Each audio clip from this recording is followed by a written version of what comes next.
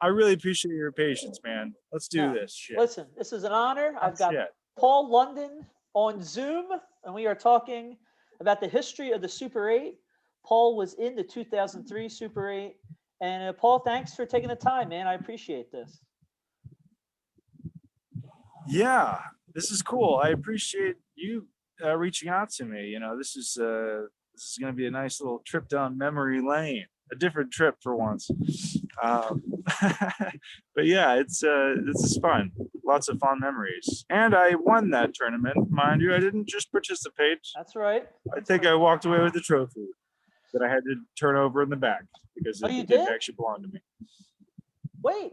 I don't. To be honest with you, I won the trophy, but it was in Delaware, and I lived in Texas at the time, and the trophy, I think they were like, it comes apart, but there was no way I was flying back to that thing. It was like, it was big, man. It was like half my height. I was for a trophy. I was going to say, because everybody else says they still have their trophy. I have my medal. Okay. Did they give these bastards trophies? Yeah. And leave me in the cold? That's what I'm. This is some bullshit. Well, then I now want my trophy. Yeah. I would like my trophy shipped to me. ECWA. We will make please, this happen. State of Delaware. I mean, honestly, I would display that thing. You'd think I was like a jerk off Hardy Boy, putting a shrine to myself in my own home if I had that trophy, because that's how much I would gush over it.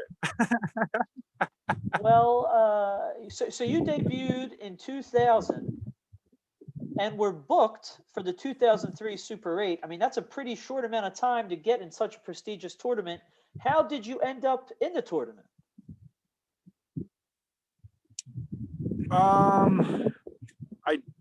I was driven there, I think, by a car.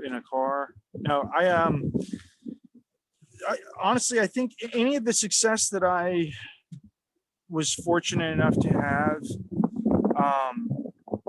I give all credit to my trainers and my coaches, mainly the Funks. Terry in particular, because Terry did an ROH or an RF video, interview. They should be called ROH interview. But Terry did like one of those shoot interviews, and they asked him who the guy was to look out for. And I was the only name he said, and he was super complimentary. So I'm trying to block the sun here so I don't look like I'm working on some weird green screen. I'm currently in the Himalayas. You would think there would be like a blizzard if I was in the Himalayas. That was I'm just outside. It's kind of cool. Yeah, but Terry put me over, and I was I'm forever indebted to him. Terry's one of my favorite human beings ever.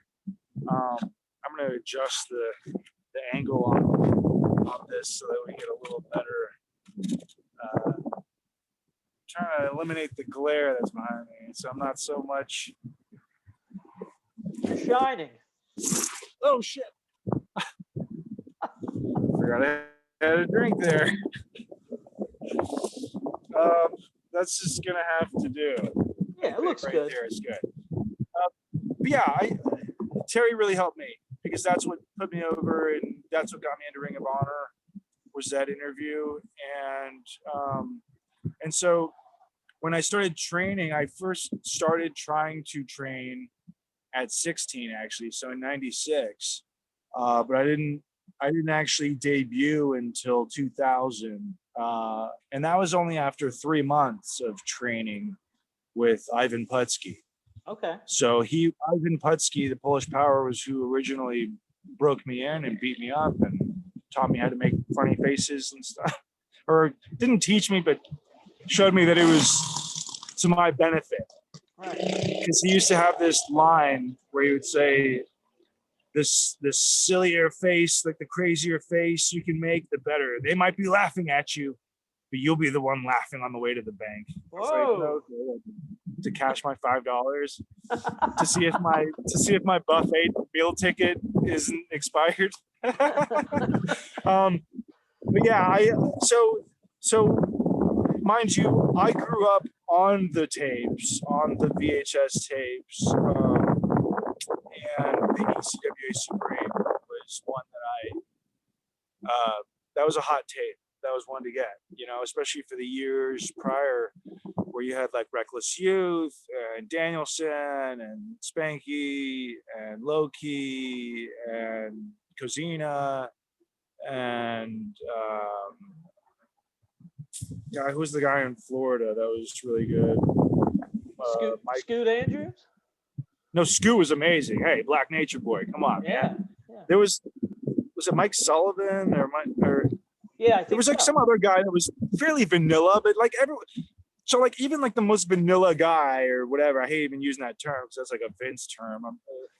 So like I guess it's an expression. It's not really a Vince term, but you get what I'm saying. The most plain Jane participant was still, I mean, just badass, and that's kind of usually how it is. I think every year. I think that's something that the tournament has built a reputation on in terms of having these either these top level performers or guys who were just about to break into on the cusp, of getting there. So I hope that answered your question. Well, how did you get in the tournament? Did Jim Kettner reach out to you? I'm trying to remember. I think it was through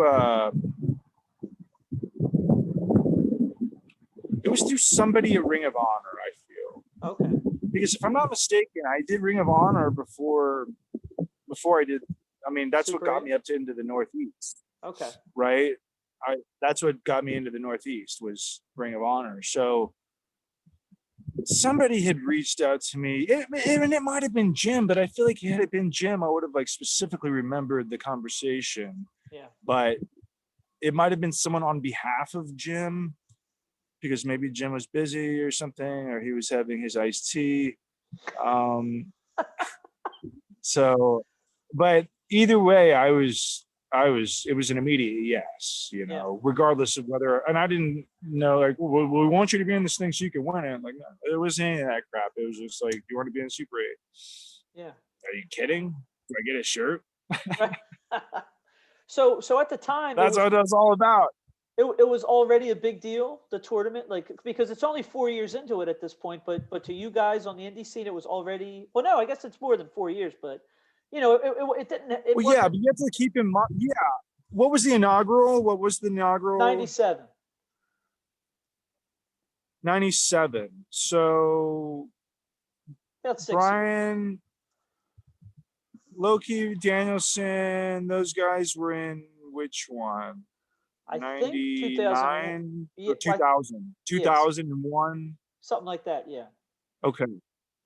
So thanks to PWI Insider, Pro Wrestling Insider, The Wrestler, all these magazines that I grew up on, right? Because magazines are what introduced me to professional wrestling. It wasn't television. Okay. So it was magazines, and that's what catapulted my mind into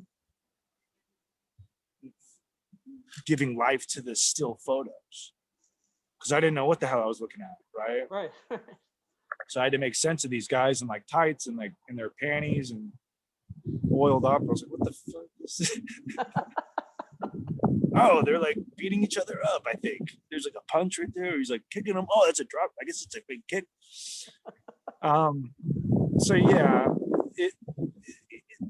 that was widely covered in the magazines. And so, mind you, at the time as well, coming up in Texas, I had heard I had tried to go to Shawn Michaels wrestling school. It was $3,900. I couldn't afford it, but I was still obsessing over it because I was like jealous and mad over anybody that got to go, because I felt like I was the most deserving and the hardest working. I probably am. And so I looked on their website and I saw like, what the fuck is this Spanky? His finishers, crusty socks. What does that even mean? Oh, I hate this guy. And I was like, oh, American Dragon. This looks like some goofy white nerd in a mask. Wishes he's a luchador. Who's this nerd? And I was just like, I was like dogging all these guys that were at like TWA or whatever it was. Right, yeah. You know, they were all having the opportunities that I wanted. And so Lance Cade, rest in peace.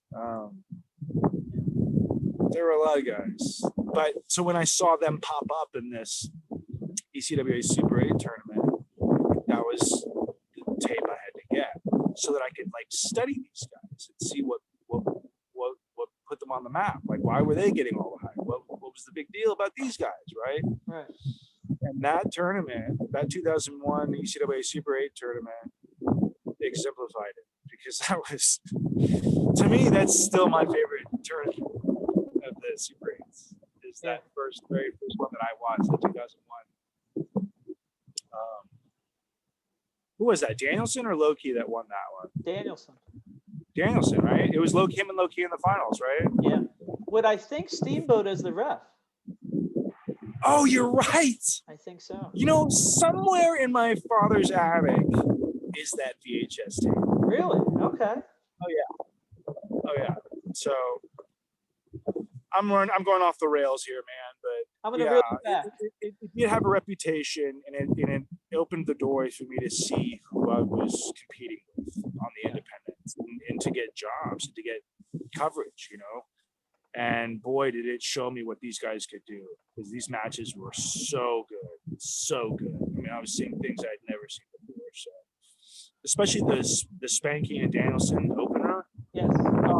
I went from like, who's this nerd who like jerks off in his socks or something, like wearing board shorts, he's not even wearing tights.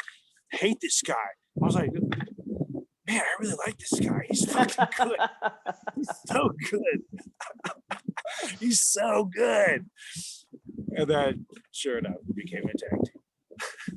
Well, the reason that you really wanted to do this interview and be a part of this story is Jim Kettner, the guy who created the Super 8, created ECWA. Now, he's been out of professional wrestling for about 10 years now. For people who don't know Jim Kettner, which is probably a lot of fans, what can you tell me about him? Oh, wow. He's like, kind of reminds me of Peter Falk. Okay.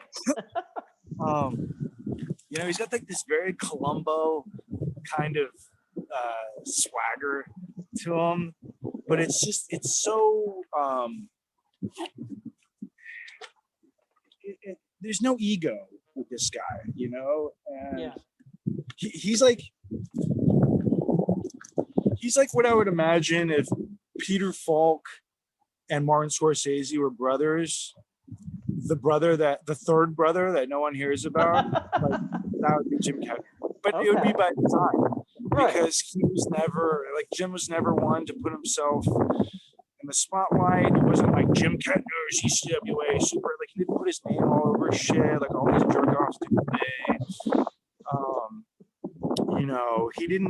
He was just happy to see young, hungry talent get opportunities and to provide that platform for them. And for an audience that, I think, one of the healthiest wrestling audiences I've ever been in front of, because they're not spoiled. They're not there to become the show. They're not there to pick it apart and yell boring and all this kind of bullshit. They're literally there to be on your side, whether you're heel or face, and say, we are ready for you to give us what you got. And we'll respect you regardless, because you're here and you're putting in the effort, and we love you. And it's one of my favorite audiences I've ever worked for. And I hope hopefully I will again someday. You never know. That'd be awesome. Yeah. Just a super enriching audience, one of the closest things to like a Japanese audience, except the Japanese audience is very quiet and claps. So it's more like a tennis audience. But I remember the ECWA fans, they're quiet when they're watching the action, they're taking it, they're just respectful, just super, super, super respectful. And like why wouldn't you want to work your ass off for these people and risk paralysis for no money for these people? Yeah. I'll do it again. Yeah, why For a not? little bit more money, but I'll do it again. So what do you remember about the 2003 Super 8?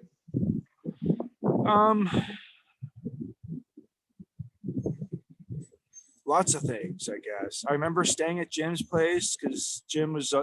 That's the thing. Jim was so grateful, like, well, he was always grateful to us. He was just like, you never hear promoters say thank you.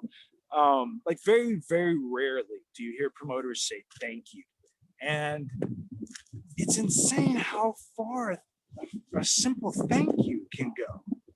You know, I mean, it's like it's not that hard. It's not that hard, you know. Yeah. Thank you. It's 2 syllables. I had to do that to show myself. So it's not hard.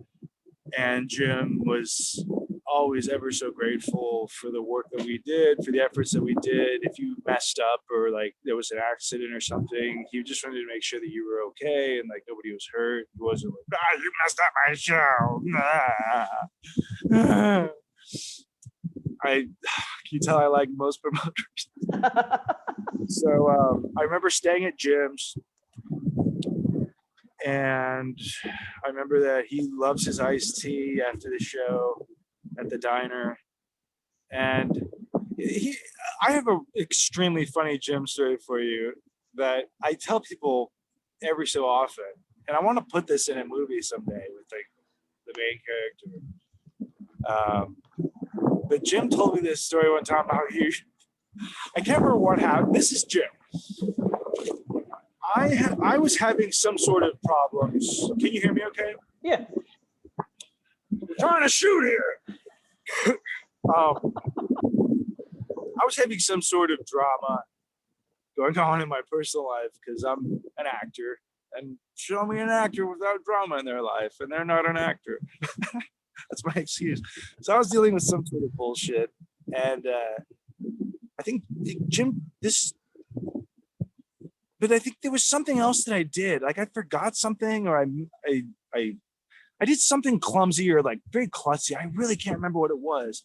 And the reason I can't remember what it was is because Jim immediately put the fire out with his story, where he was like, "Oh, that's not so bad."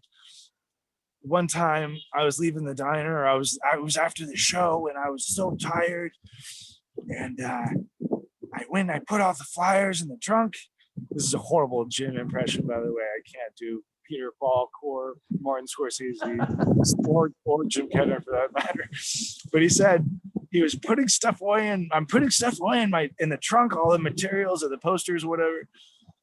And I put my keys in my coat pocket, and I closed the trunk right on the pocket. He locked his keys in his trunk, but was trapped right in the trunk by his coat pocket. That's great. I've never heard of that before in my life. Oh my God. Wow. It still tickles me like, no, I mean, oh my God. Like, that is the funniest shit. Yeah. I mean, who does that, right? And then so, but I truly hope to see and to work with Jim again someday. If anything, hopefully just get a coffee and whatever, you know, like just hang out. I miss my friend, you know, like I miss my friend.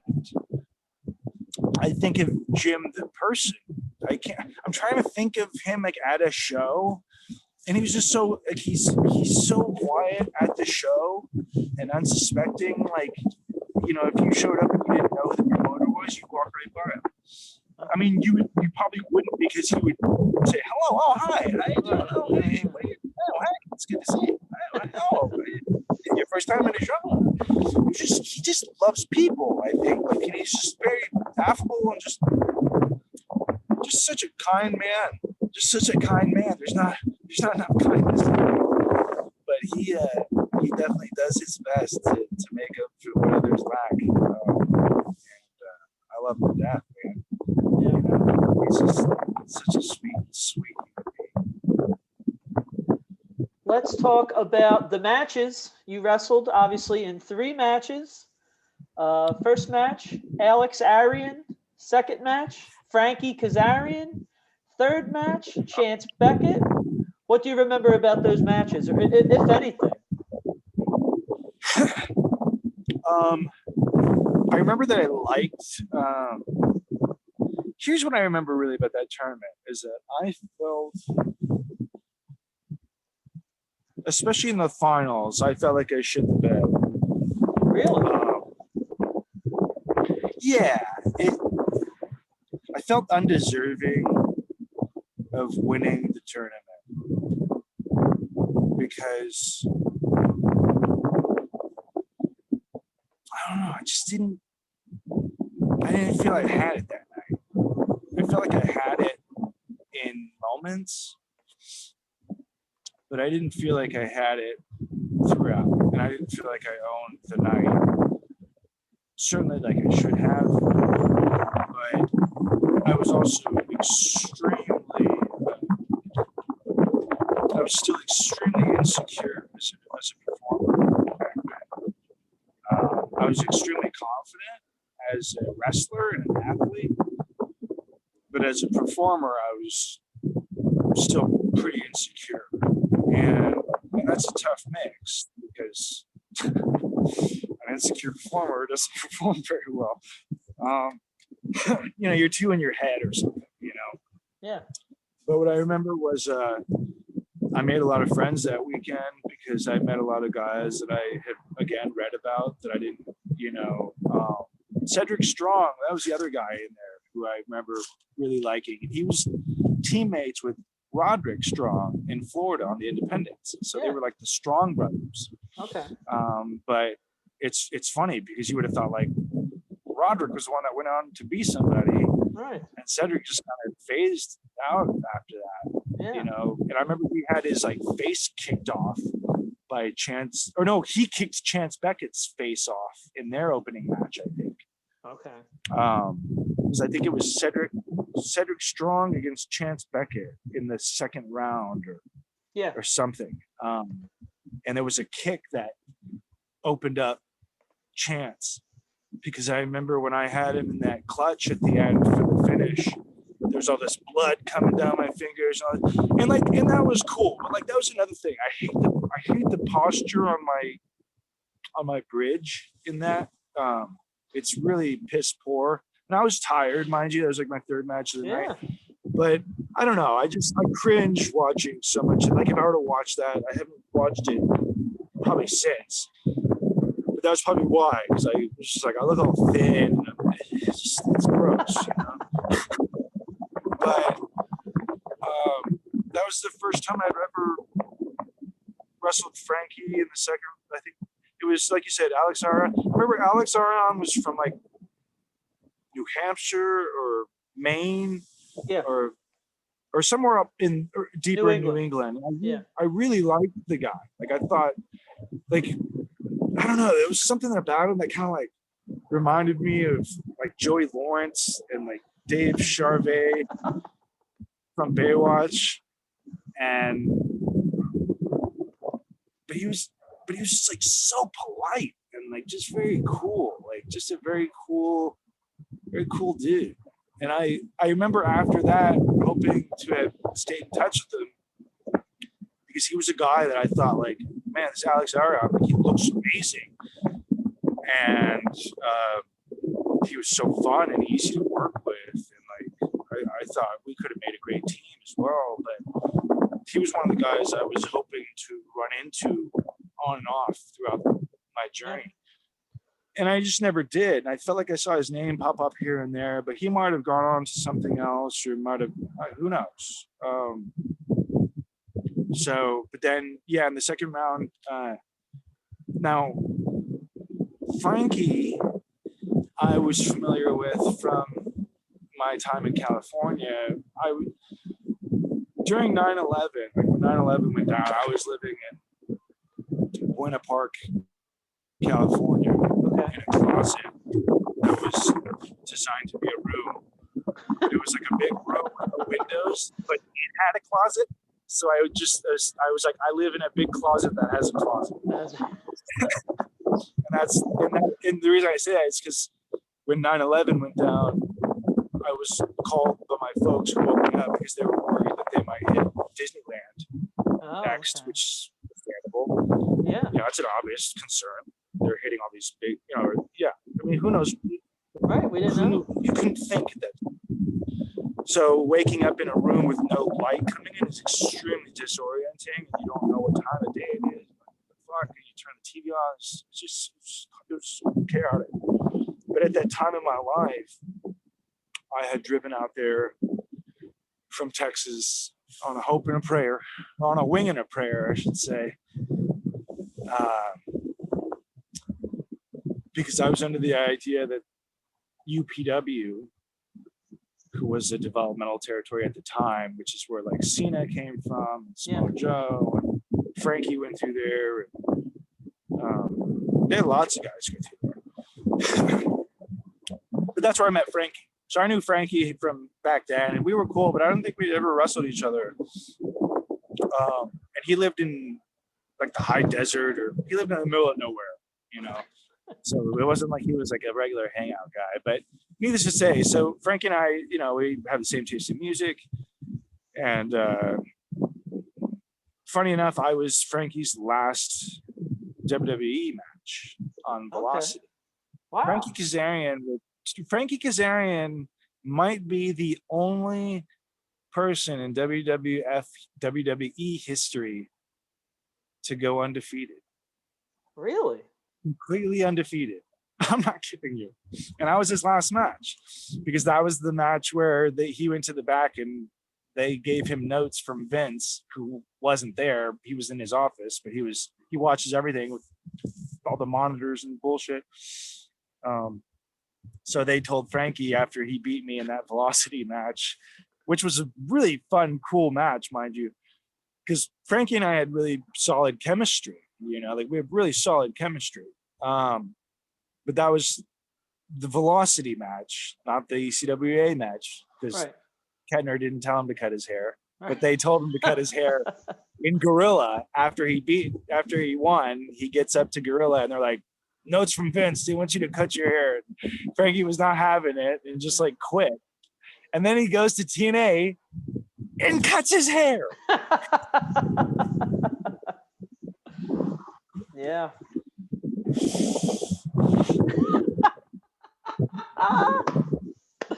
That's tremendous. Anyways, yeah. So I don't remember a whole lot about the match that we had. I think here's the thing, though. I think in the match that Frankie and I had on Velocity, I vaguely remember us saying, "Hey, let's use that thing that we did in the Super 8 tournament." Okay. Because there were a few things that we used. Yeah. Because Super 8 just kind of went out and did whatever we could. It's tough. In a tournament situation like that, it's tough because the chances of you having a babyface versus babyface match are very, very likely. Yeah. And that's a hard match, you know, especially if like both guys are over, or nobody gives a fuck about either guy, which is usually the case with me. So that was a lot of fun. That was a lot of fun. And nobody got hurt. And then we got to the finals, and I had never heard of Chance Beckett. I might have seen his name occasionally on like a rankings thing in one of those magazines I had mentioned earlier, but I don't think so, because I was like, who the hell is this guy? He came from like Vancouver or something. And we became pretty good friends actually after that. We were pretty tight, and I saw his name a lot more. So that was the thing, like the Super 8 tournament,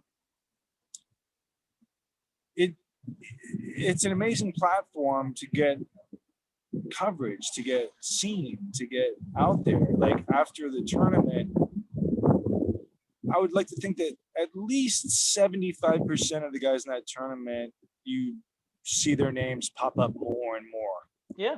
In booking, this or that, you know. So if anything, win, lose, or draw, whether you're out in the first round, second round, third round, whatever, just being a participant in the tournament and being in that atmosphere and around those other guys who want to put their all into it.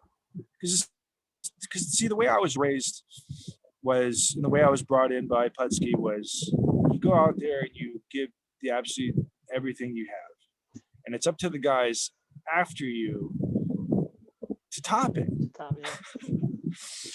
And I laugh because that is part of the reason why I had ruffled so many feathers when I was at WWE, because I was usually opening the show and guys were furious that they had to follow me. Booker T in particular. I remember Booker T throwing a temper tantrum comparing himself to Britney Spears. Because, yeah, I'm not kidding you. I had wrestled Sylvain Grenier. This was like in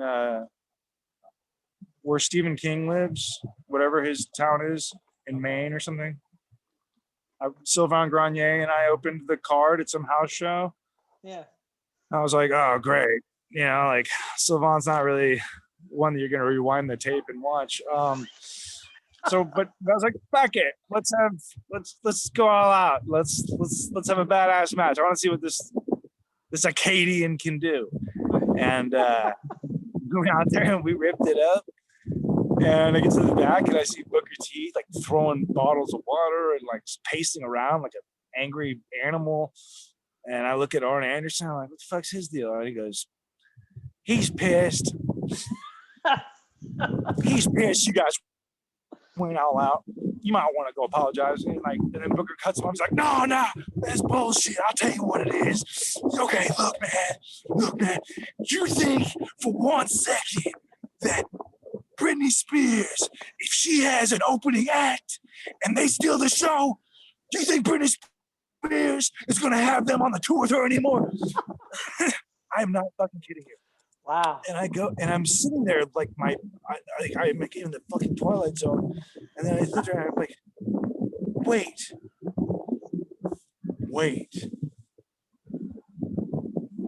So are you Britney Spears? He's like, ah! And he's just like, ah. And yeah, I had heat, man. They would get you heat. So like in the tournament, everyone's going all out because that might be your only match. You know what I mean?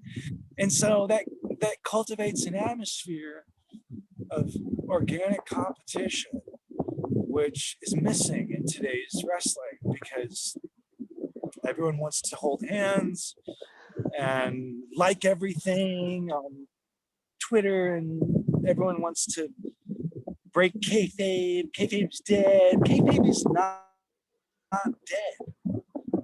Kayfabe is never dead.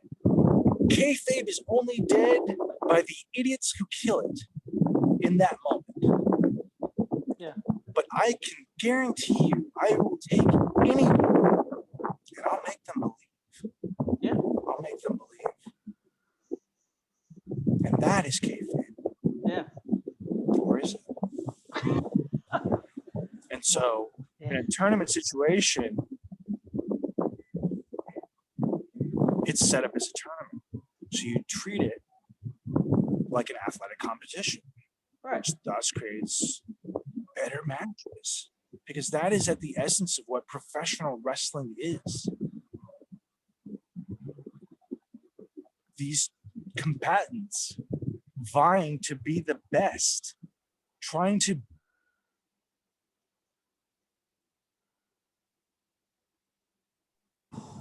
Sorry, did I lose you? Yeah, we're good though. It's still recording? Yeah. So the essence of pro wrestling at its core is two combatants, two titans trying to best each other. Can you hold on? Actually, I need to see if I need to get a work situation in here. I think we're good though, because I think I'm supposed to do something. Okay, yeah, I got some time. Time for the crime. Oh, I mean, we could wrap it up soon. We will shortly. I just sorry, I lost my train of thought, but that tends to happen when you are facing a future of CTE. Yeah. Well, let me ask. I know you said that you felt like you didn't deserve to win the tournament, but when you did win, and you look at your career and everything that you've achieved, do you feel that the Super 8 like guided you to WWE? Do you feel that that had a big impact on your career? Um, I mean, I think it was more so a feather in the cap. Okay. I think, with all due respect to ECWA and Super 8, I don't think that there's anyone in the office up there, crazy man that was sitting there being like, hey, we need to get this guy. Like, he literally just won this tournament, guys. This is a hot tournament. And Yeah. we need to win. We need to sign this guy up. He's a free agent. Like that. It irks me like no other when I hear these young guys and gals, or whoever, these young wrestlers. Yeah, I'm a professional wrestler. Anyone can call himself a wrestler nowadays, apparently, right? You just go to Joann's Fabrics, buy some tights or some spandex, put your shit together, or not, get some board shorts, right? Or just get some cosplay outfit. Go get the Halloween store clearance rack when they're before they become another seasonal pop-up store. Go scour the clearance rack at the Halloween town or the Halloween store or the whatever, and there's your new pro wrestling outfit. I'm a pro wrestler. Like, most of you wish, and I say most of you because I'm talking to a lot of the wrestlers out there in TV land. They're not professional wrestlers. They're wannabes. They don't know the first thing about professional wrestling. But when I think of like independent, true core of professional wrestling, it's wrestling, man. Like, what is on every marquee? Wrestling. So when you look at like the Super 8 tournament, that is what it takes to win the tournament. That's what it takes to be involved. Are you worth your salt? And can you wrestle? Right. I don't give a damn where you come from, what planet you're from, blah, blah, blah, your gimmicks, your characters. Who gives a shit? Right. Are you worth standing in the middle of that ring? And are you worth the price of admission? And are you worth the hard-earned money of the people who are out there doing their 9-to-5 jobs, doing their graveyard shift jobs, freezing their fingers off, scraping ice and snow off their windshields, collecting food stamps? All these people who work their asses off, and $5, $10. I'm trying to think of what the ticket prices are at ECWA, especially back when I was there. But that can be a lot of money to people. That can be a lot of money to people. And that, and if you're going to go and you're going to treat those people, then fuck you. Because those people are the reason that we do this. Yeah. Those people are the reason I was willing to risk paralysis, man. I didn't think about it that way. I just was like, I'm gonna do everything I can.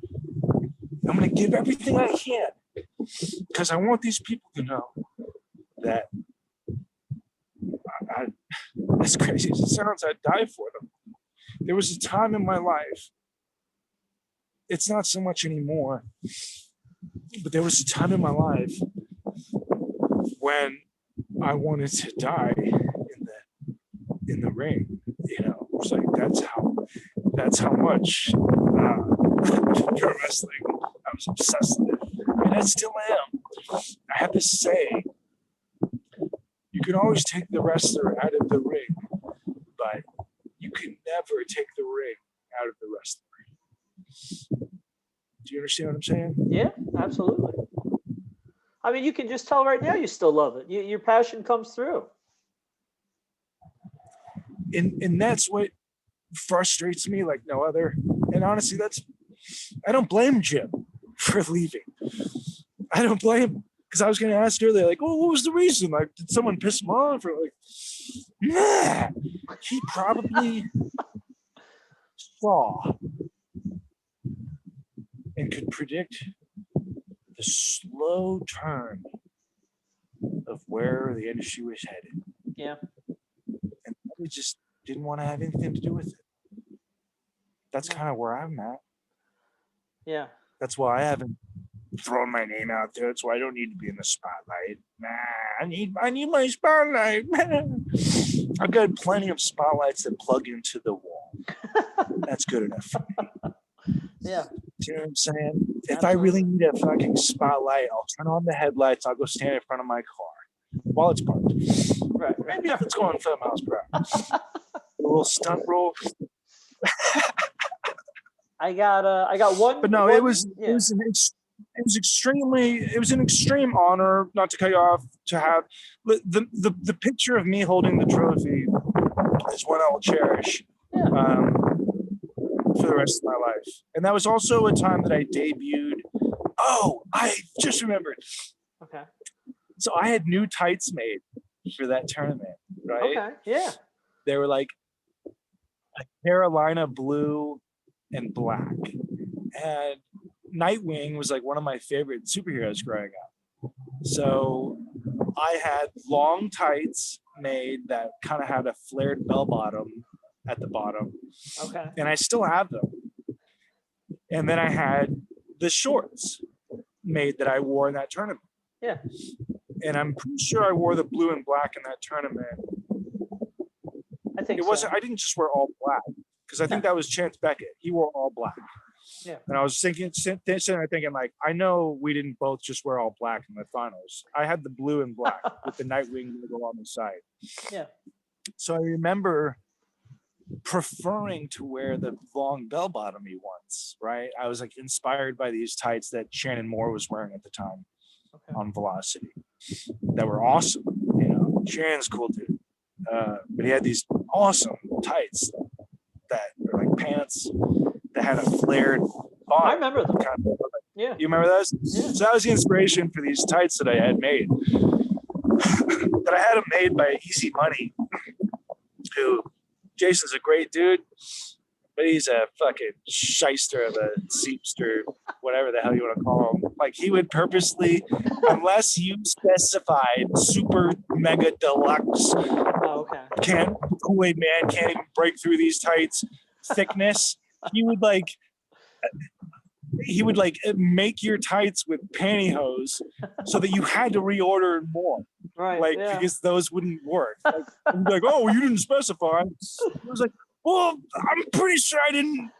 If I wanted fucking pantyhose, I could have just bought them at Sears or something, at the department store.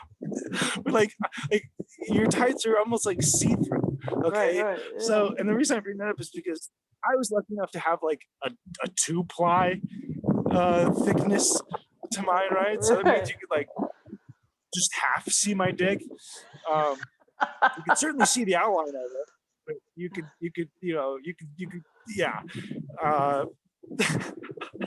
So I remember getting to that kitchen area in the back, which was like the locker room, and I remember holding them up and showing Jim before the show. I was like, Jim, which ones? Oh, no. I just put on the bell-bottom ones because I was like, I'm gonna get these over, man. These are awesome. Even though I couldn't tell that like my dick was showing, and it was like this big outline of like, or some might say, don't worry about it. But like a cake pan, like a cake pan outline or something. So I just remember Jim be like, "You wearing those?" And I go, "Yeah, I was wearing them." And he goes, "You got anything else?" And I go, "Yeah, actually." And I show him the shorts. He goes, "Go with those." Wow. I was like, I was so crushed in that moment.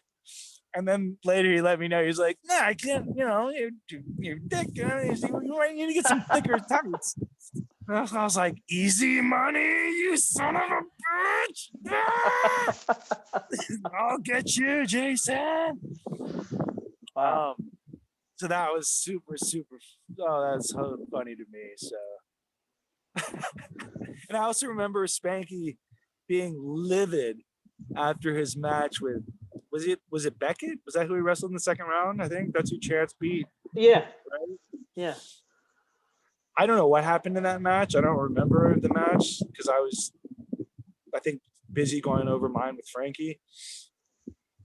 But after that match with Brian and Chance, Brian, mind you, is one of the most temperamental hotheads I've ever met in my life. Not just in wrestling, but like ever. And I just remember being back in that kitchen area and Brian just storming through there. Boom! Just beelining straight through the kitchen, right out the back door. And then I think it was like close to snowing outside. And he just walked out there in his tights, shirtless. It was like fuming. And I went out there. I was like, buddy, all right? And he was like, just give me a minute. And I was like, oh, shit. Okay.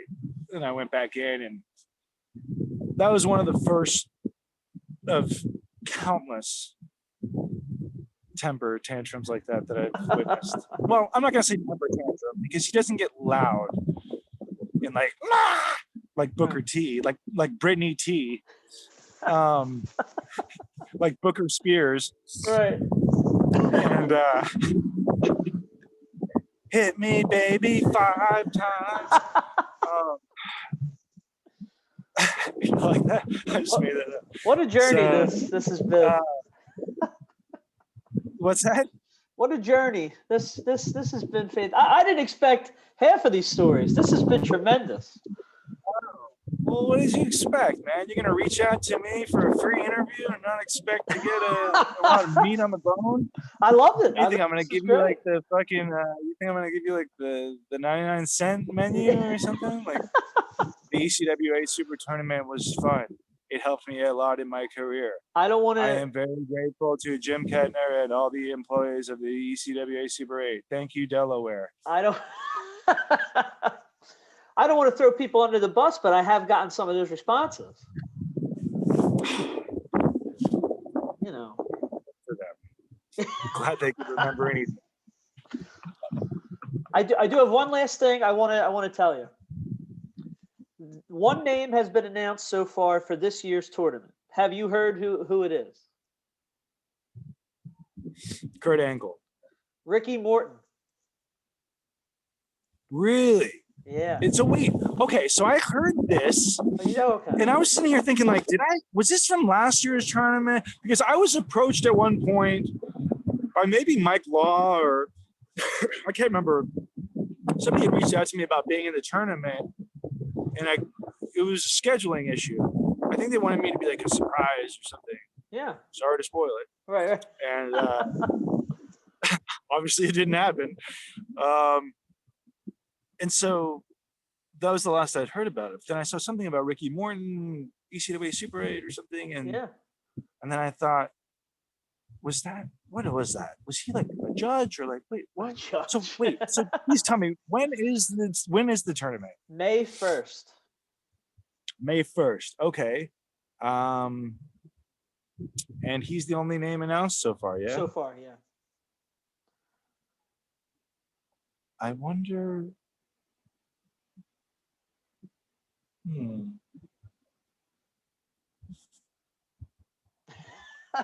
Any more questions? That's it. That's all I got for you.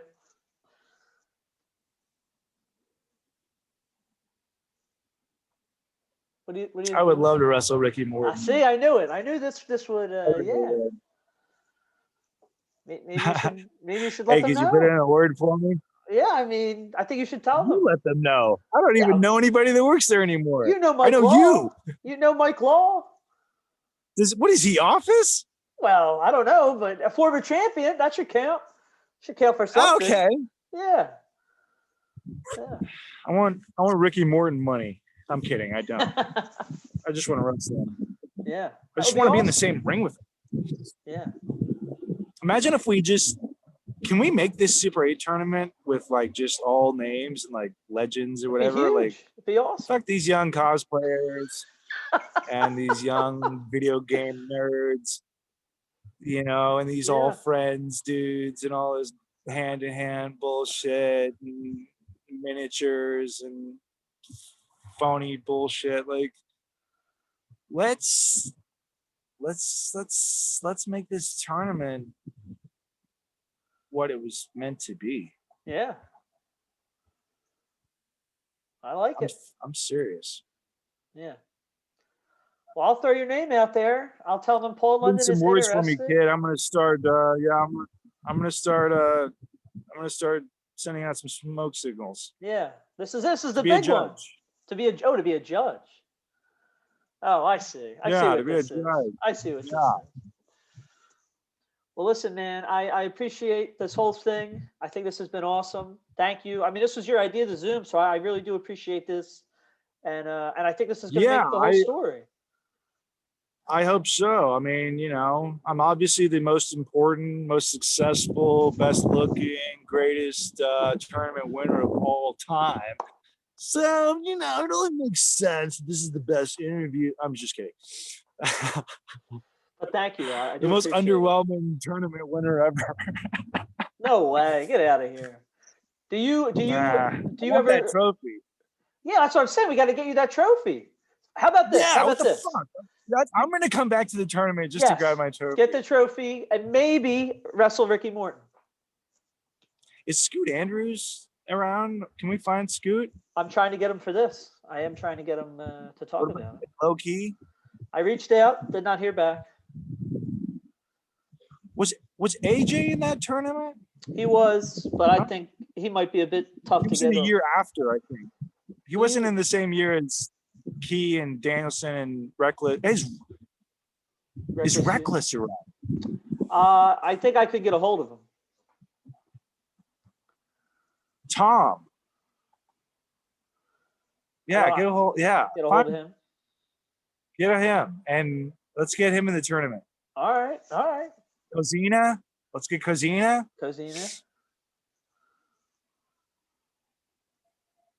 Quackenbush, he might be persona non grata. I don't know. Yeah, I don't think that's gonna fly. Yeah. Wackenbush. I'm kidding.